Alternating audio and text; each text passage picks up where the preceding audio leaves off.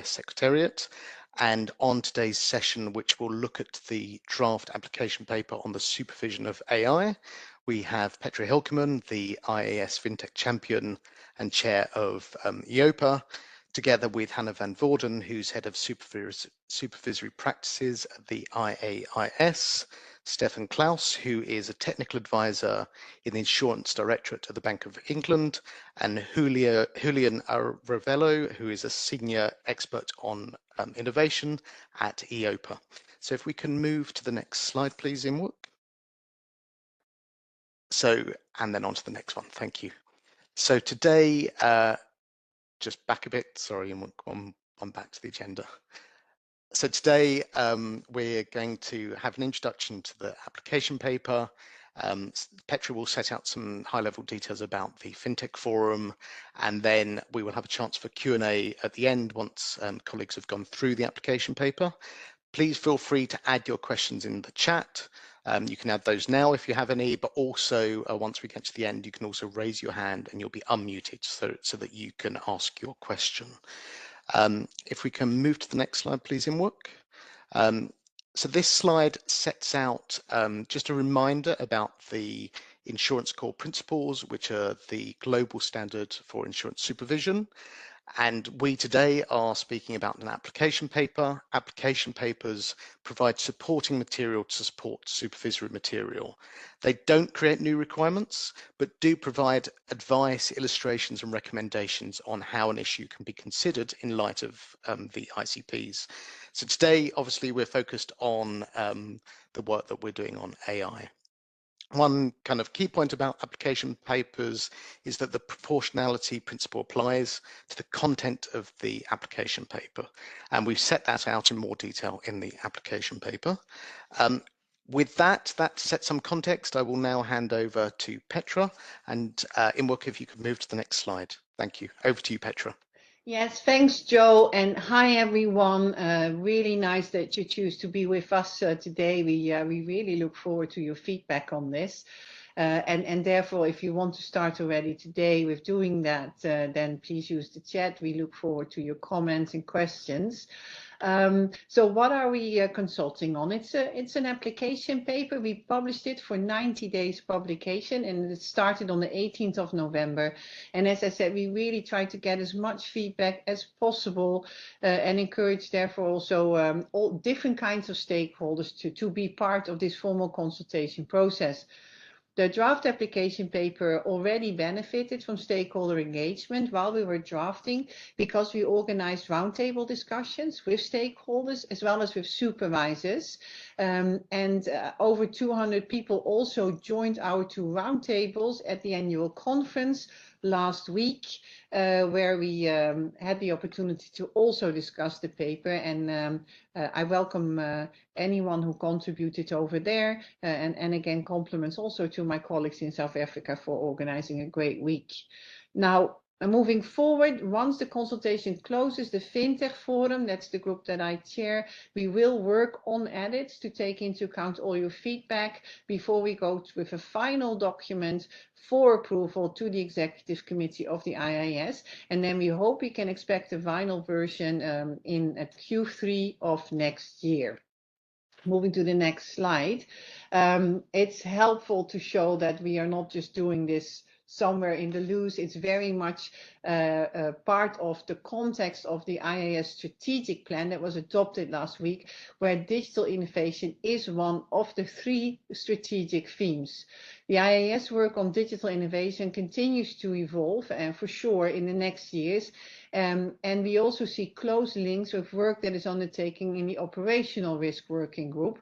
Rapidly increasing digital innovation is having far-reaching effects, not only on the economy, but definitely also on insurance. Digital innovation presents significant opportunities for financial inclusion. We see that for policyholders getting value and good consumer experiences, but it for sure also poses conduct and prudential risks, which we are on the lookout for as supervisors. And inherently linked to that, technological change and innovation have dramatically increased operational resilience risk, particularly in cyber, in IT outsourcing, and in business continuity. And so that all will be relevant within this part of the IAS strategy. Now let's move a bit into the FinTech Forum in the IAS, and I'll go to slide 8.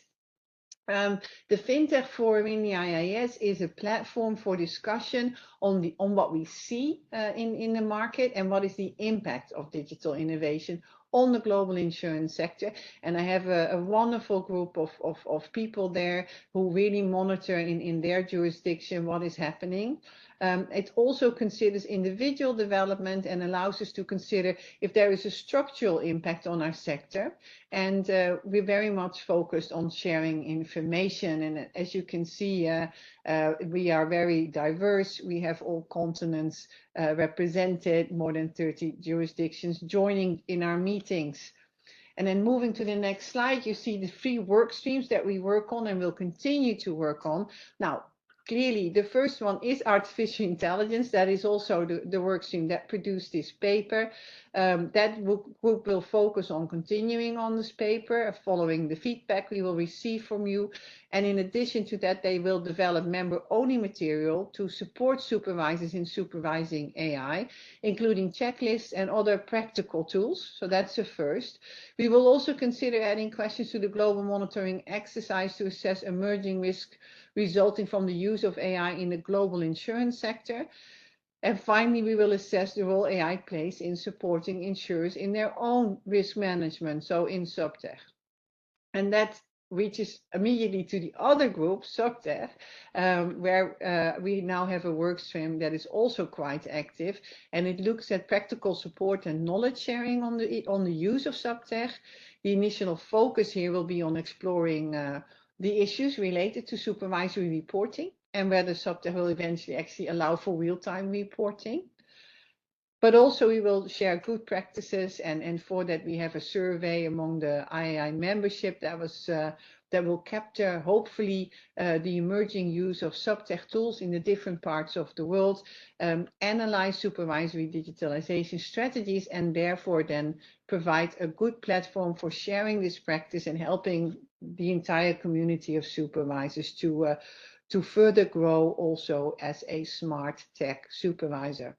And finally, the work stream that is, I think, highly relevant and at the base of what we do in the forum, and that is our monitoring work stream that just looks at structural shifts that might be emerging with increased digital innovation in the sector, but also simply share knowledge, share papers, share developments, either regulatory or supervisory, that could also inform the work of supervisors elsewhere. Now that's the FinTech Forum, but that's not why we are in this call. We're in this call to discuss the application paper. So I move to the next slide, and then slide 11 and another one. Yeah, thank you. So in broad, but then I will hand over to the ones who know much more about how this came into being, and that's Stefan and Julian, who were the drafters of this, leading the drafting work of this document. But what you will see is that the paper was structured according to 4 topics, along the lines of 4 topics. The first one, governance and accountability. The second, robustness, safety and security. The third, transparency and explainability. And finally, fairness, ethics and redress. That's the papers. That's what you will hear, the lines of the structure. And Stefan and Julian will now provide more details on each of these sections in the paper. So I'll hand the floor to them. And again, if you feel that you already have questions while you are listening to them, put them in the chat or raise your hand, and we will be happy to hear from you. Thank you. Thank you very much, Petra. So I think I'm due to kick off the next bit. So could we go please to the next slide? So before diving into the details of the 4 sections highlighted by Petra, it's worth actually providing some comments on the overall structure of the paper and what we cover in the introduction, where we cover a number of important aspects. Specifically, first, what is AI? Having a commonly understood definition provides clarity and consistency of scope, as well as helps to define the potential risks that arise from it. Unfortunately, as we point out in the paper, there is no universal AI definition, but rather than create another articulation, we make reference to the OECD's definition published earlier this year, which focuses on machine-based systems that have explicit or implicit objectives that can influence the physical or virtual environments, and noting that these systems can vary with regard to their level of autonomy and adaptiveness. Secondly, we set out the potential risks related to AI, ranging from risks that can directly impact policyholders, such as biased outcomes, to those more internal to an insurer's operations, such as data protection and cybersecurity. This section also covers a really important topic of proportionality, sorry, the third section, and risk-based supervision, ensuring that supervisory activities and resources are allocated to insurers, lines of business or market practices that pose the greatest risks to policyholders. Here, the paper provides a table to support supervisors in developing their own risk-based system that can be tailored to their objectives. Specifically, the table is grouped in two broad categories that capture whether the assessment requires an evaluation of outcomes or a technical evaluation of the underlying model. This recognizes that the supervision of AI systems requires a combination of outcomes, i.e. assessing implications for policyholders, and technical focused activities such as assessing data and model validation. To note, this table is not intended to be exhaustive and should be flexed to ensure it is appropriate for the specificities of the legal, societal, and jurisdictional aspects in which insurers operate. Finally, in this section, we also cover the importance of ensuring that the supervisors not only have the necessary resources, but also develop the knowledge and capabilities to monitor and provide effective challenge where necessary as AI systems are increasingly deployed. Here we highlight a range of tools and approaches, including the importance of international cooperation and ongoing supervisory training. In this regard, it is also really worth flagging that the annex is intended to provide more colour by highlighting examples from a number of jurisdictions on how they are already taking steps to address risks from AI. Next slide, please. So, Petra has already mentioned there are 4 main sections in this application paper, and I'll cover the first 2 on governance and accountability and the robustness, safety and security, and hand over to Julio for the other 2. So before going into some of the highlights, though, it's also worth reiterating what Joe highlighted up front. Given that this is an application paper, the aim is to inform and support how supervisors adhere to the existing insurance core principles, and specifically not adding specific new requirements. Consequently, each section starts off by stating the relevant ICPs that, due to the inherent characteristics of AI systems, may require further attention. Furthermore, this application paper is not about repeating traditional governance model risk management requirements, but rather to focus on areas where AI systems could accentuate risks or where further policy guidance is seen as beneficial in addressing the unique characteristics presented by the deployment of AI systems. Finally, in terms of scope, the paper is focused on managing risks related to the implementation of use of AI systems by insurers, not the insurance-related risks associated with AI risks materializing with insured businesses. So we weren't looking at capturing the underwriting risks, for example. So with that context, I'll dive into the topics on the left-hand side of this slide first. So starting off with the risk management systems. Here, the paper highlights the importance of a clear articulation and common understanding across control functions of what constitutes AI-related risk and developing coherent risk assessment criteria when considering how to meet ICP 8 on risk management and internal controls. For corporate culture, the paper focuses on ensuring a responsible approach to the use of AI, which should include the board defining its approach to fairness, ensuring clear accountability, and enabling strong compliance and risk functions. Within human oversight, the paper highlights the importance of appropriate baseline expertise and the need to be mindful of the limitations of that human oversight, with a view to considering mitigants depending on the assessed level of risk. The paper also flags that particular consideration should be given to the role of the board to ensure that there is clarity as to their role throughout an AI system's lifecycle, including the level of delegation and the frequency of updates, and the importance of achieving and maintaining a sufficient level of board competency on AI. And finally, within human oversight, the paper also sets out expectations on senior management, such as setting clear guide rails on when AI systems can or cannot be deployed. On the use of third parties, the paper reiterates the expectations already set out in ICP 8.8. That is, that the same level of oversight should be expected as if the insurer had developed the AI system. But it also highlights the important role that these third parties have in supporting an insurer's assessment of potential limitations and risks of the use of third-party AI systems and data. Finally, on traceability and record keeping, the paper notes the importance of implementing mechanisms that can track data sources used in training AI systems and the processes involved in content generation. For this, it is worth flagging that the annex contains an example of a set of record-keeping practices of high-risk AI systems that leverages the work carried out by the consultative expert group on digital ethics that was created by EIOPA. So that's basically the section on governance and accountability. Now moving on to the section on robustness, safety and security. And which basically supports the implementation of ICP 8 and 19. So first on AI system robustness, the paper provides examples of performance metrics that insurers should consider, such as common ones such as benchmarking, i.e. testing results against other model outputs, to ones such as adversarial testing, which are very much specific to assessing how an AI system behaves when it is subject to unusual or invalid inputs.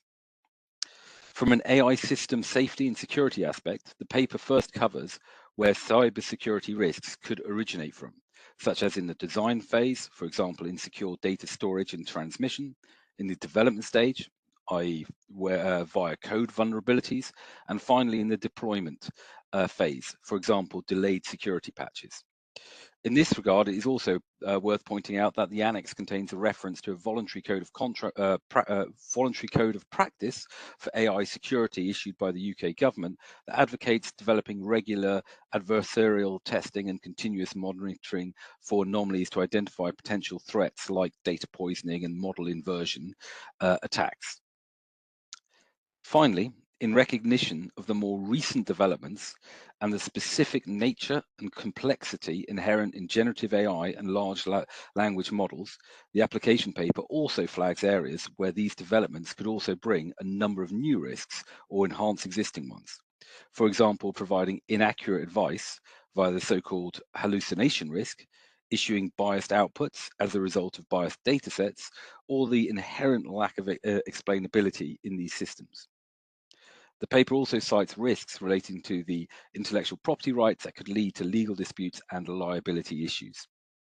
Again, it is worth flagging that the annex in the paper highlights experience from other regulators, this time from Singapore, the monetary account from Singapore that issued an information paper on the cyber risks associated with Gen AI. With that, I'll leave it there and hand over to Julian to take us through the final two sections of the application paper. Thank you. Thank you very much, Stefan.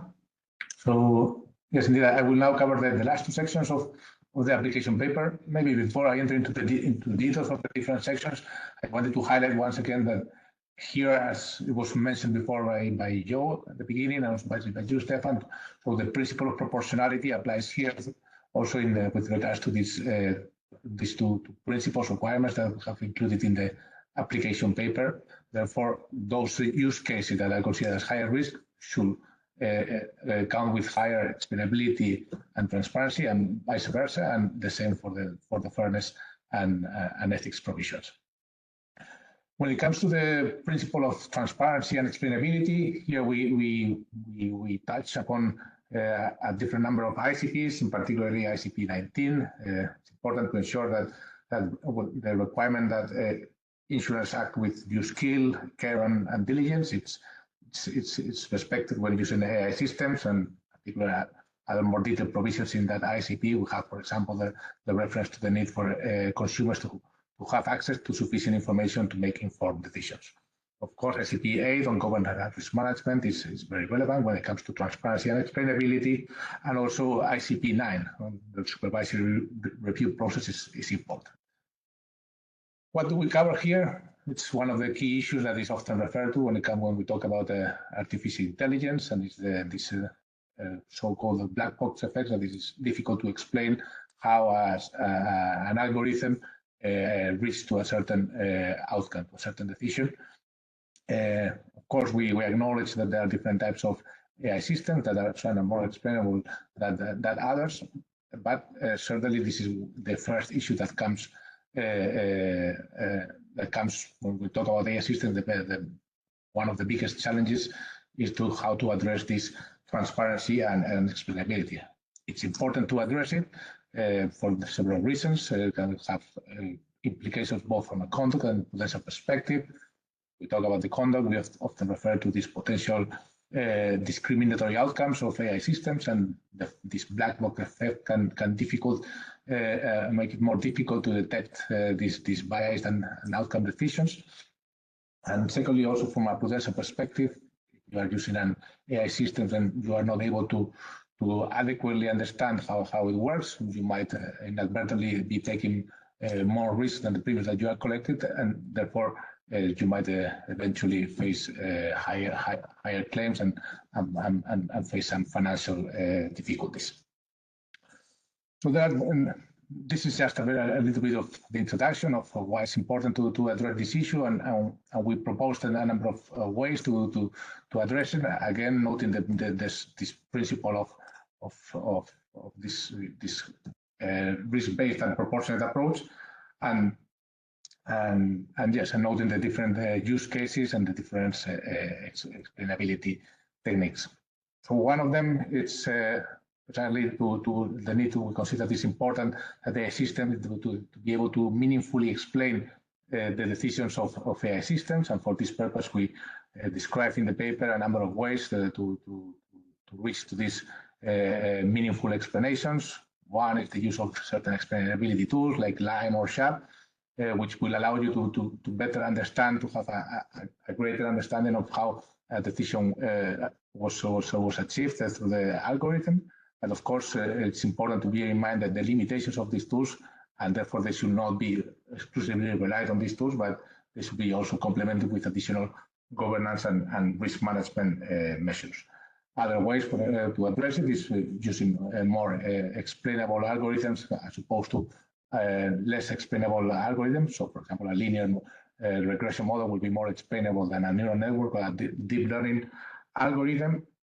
And yes, also it should be done in combination with other governance measures like human oversight, documentation, etc.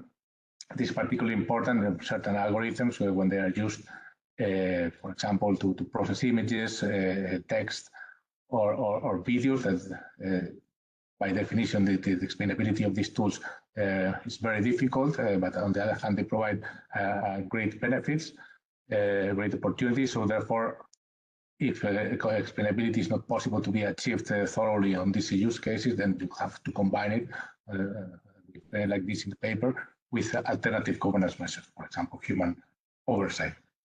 The second point is with regards to the different stakeholders. We consider this important to tailor the explanations to the different stakeholders. Certainly, consumers will require different type of information. For example, an auditor or a supervisor will require. When it comes to consumers, first of all, we consider important that they are informed, that they are interacting with an AI system, for example, a chatbot. Should be the consumer should be made aware that they interact with a machine and the possible limitations, and eventually have access also to a human that can solve further questions that they may have. The explanations that need to be given to consumers need to be less technical, more easy to understand, so that they are able to make an informed decisions within the way that they intend to use the information. And when it comes on the other hand, when it comes to auditors and supervisors, here we do state and we consider important, in line with this ICP-9 that I mentioned before on the supervisory review process, that they have supervisors have access to adequate, sufficient, more thorough explanations, technical explanations, in order to be able to review the functioning and ensure that it's compliant with the appropriate regulations.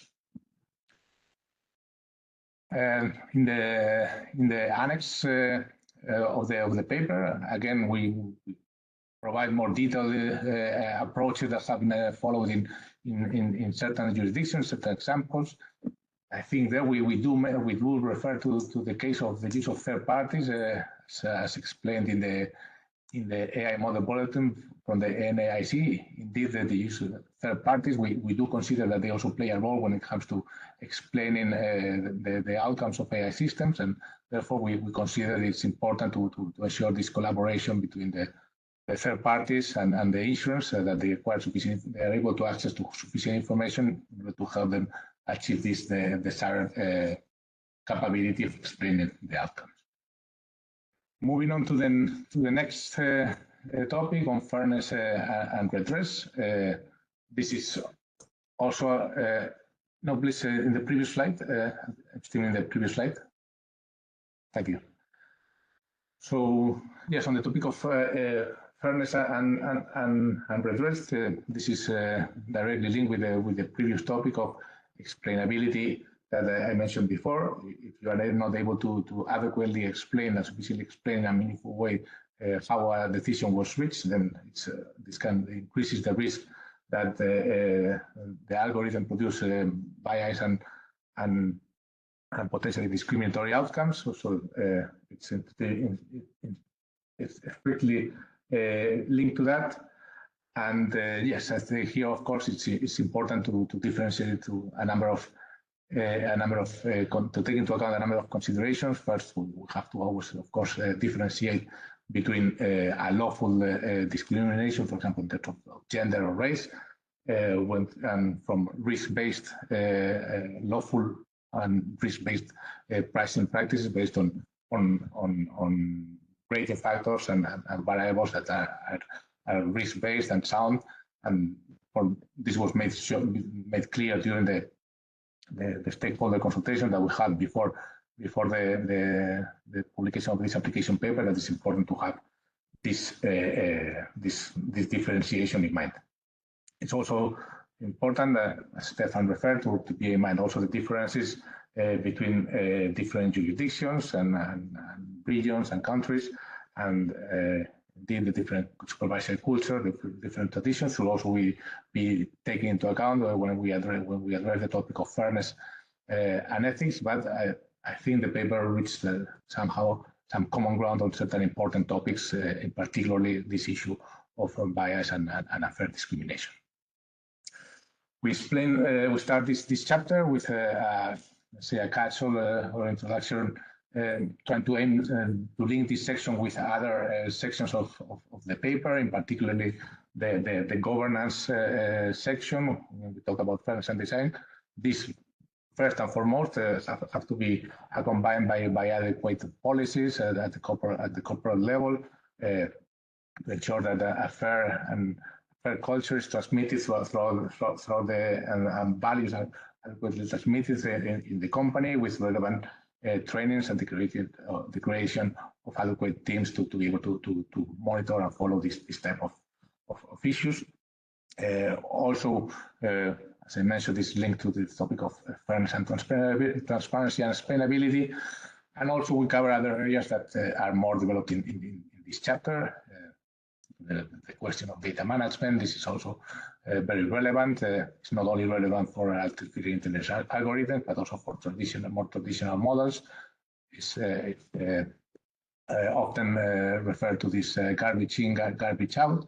It's important to have adequate data management measures to ensure that the data that is used to train and test the algorithms is accurate, representative, and it's adequate for its intended purposes. And this should be done throughout the data management process, throughout its collection, its preparation. Also, when it comes to post-processing, we see the need for this feedback loop.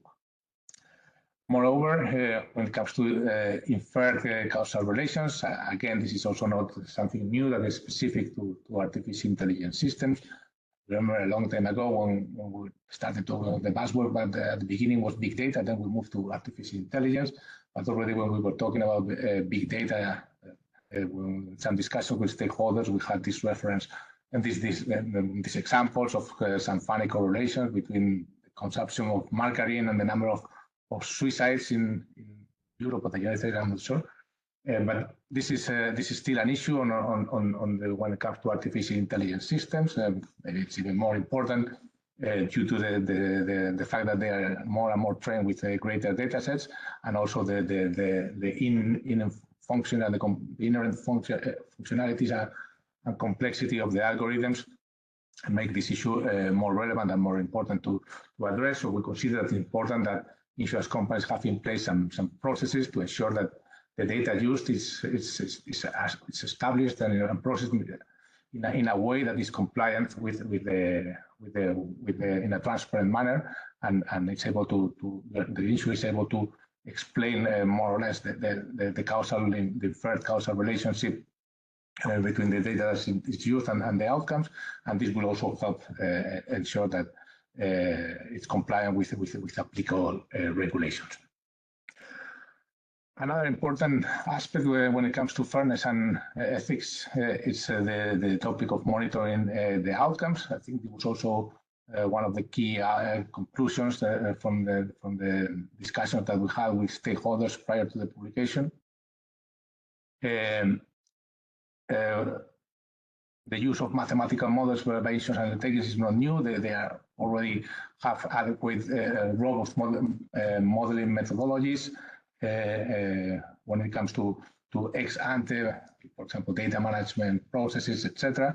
Ex ante process, but this key characteristic of artificial intelligence systems, in particular the black box effects, has certain limitations of this ex ante risk management process. So we consider more and more important, due to these black box effects, to monitor the outcomes and monitor the outcomes in particular against fairness and against discrimination. In the annex, we have made we have developed more in detail some examples of what we mean by this monitoring of the outcomes, in particularly through the use of fairness metrics. We make the reference to the circular from the New York Department of Financial Services, which was published earlier this year. There it provides certain metrics that can be used. They need to be adapted to both the supervisory culture and the culture within the insurance undertaking, and particularly also to the concrete use case. But we see more and more important that these such fairness metrics start to be embedded within the governance and risk management process of artificial intelligence algorithms. Is certainly quite novel, at least in certain jurisdictions, and may require the collection of certain data sets to which insurance companies are not used to collect, either at individual level or at aggregated level, for example, at the zip code level, for example. But we see that this is one important way of addressing the challenges. Moving forward, on adequate redress mechanisms, I think here we were considering, again, if this was more relevant to include it here when it comes to fairness, or also in the accountability and governance section.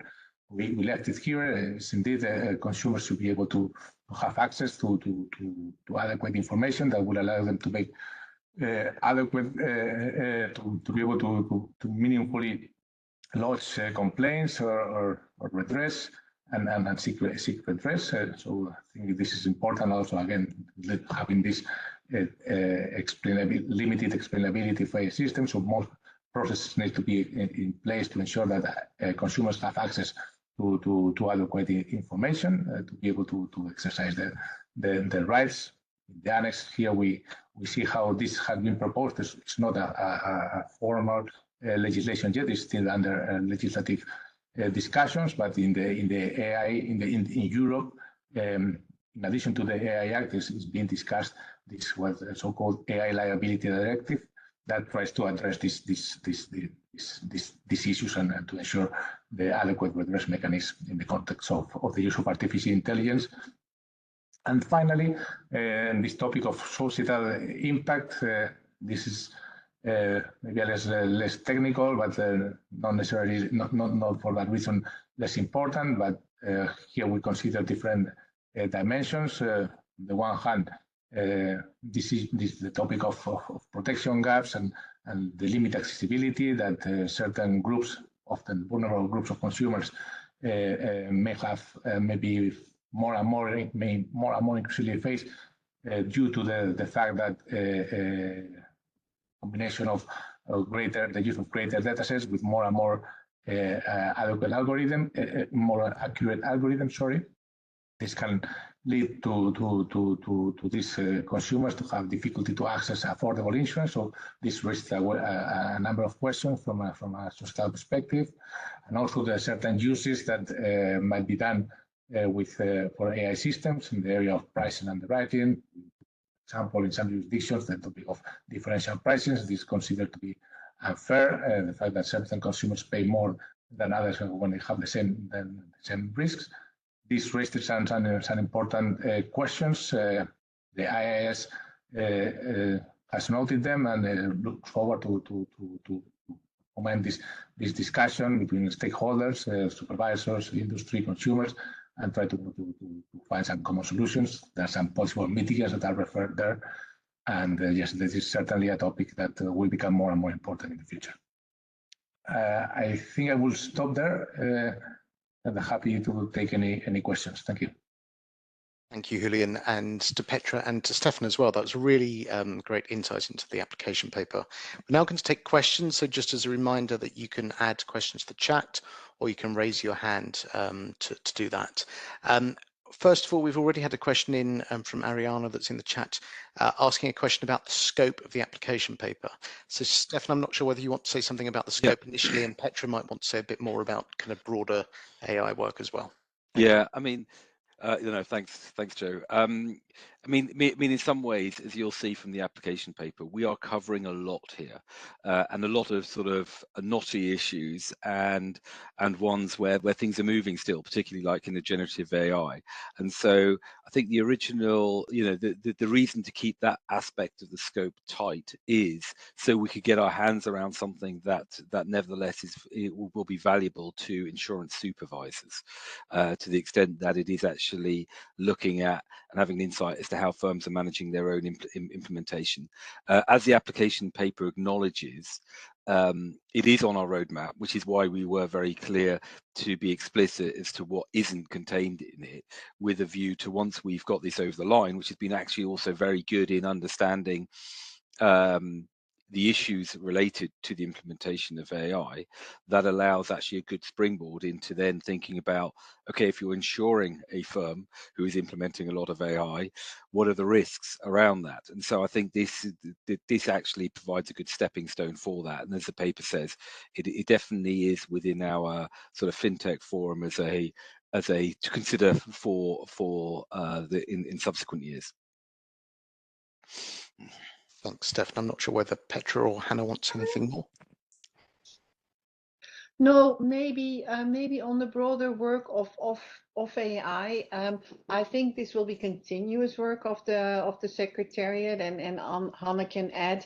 As I said, it's for good reasons part of the IAS strategy, very important part.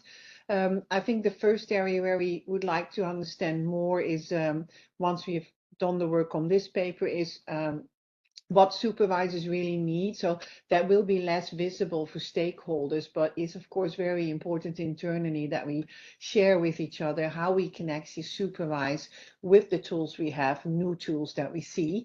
So I think that will be key, and some of the tools that I mentioned in my presentation will be developing. Meanwhile, while we're monitoring, I cannot fully predict what's going to come, but let's say generative AI is clearly on the radar.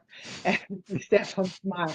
So I think inevitably we will have to share and probably again together do work on how we are also going to supervise that.